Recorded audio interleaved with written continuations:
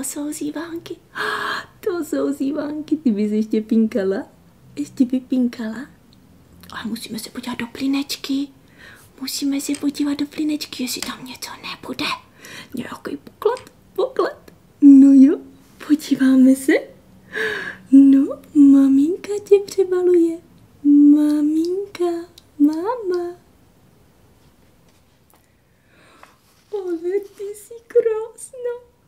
Ale no, Božínku, ty jsi krásná. Ale ty dcerečko naša, ty jsi krásná. Děti, ta se vám tak povedla. Ale no, to je nádhera. Tu máte, vemte si. Ale jen si vemte, bude se vám to hodit. Ta je přece tak krásná, ale kukuško naše, ty kukačko, ta je krásná. To je vado. Dobrý, no. Má takový svraštělý čelo, ne? Co to je? Se jí hejbe někdy? Občas. To něco řekni, ne? Bav.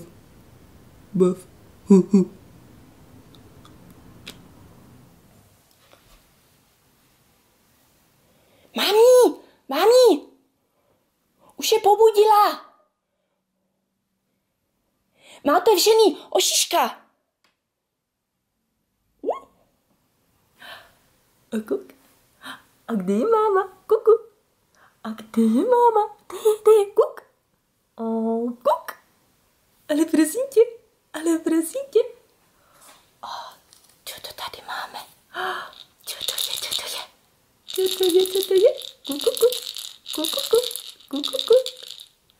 No kuk. Kuk na tátu. Táta.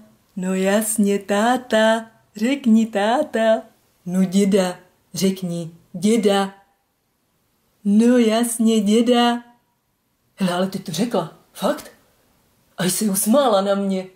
No to je dědova holka. Děda. Jo.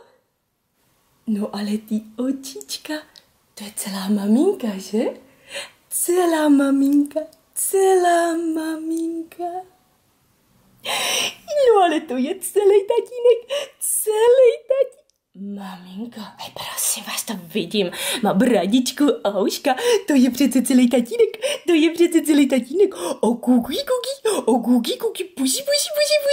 No ale že s ní máte radost, že jo? No to dítě, to je nejlepší na světě. No jasně. Pojďte, Mati, tetička může dát pušinku.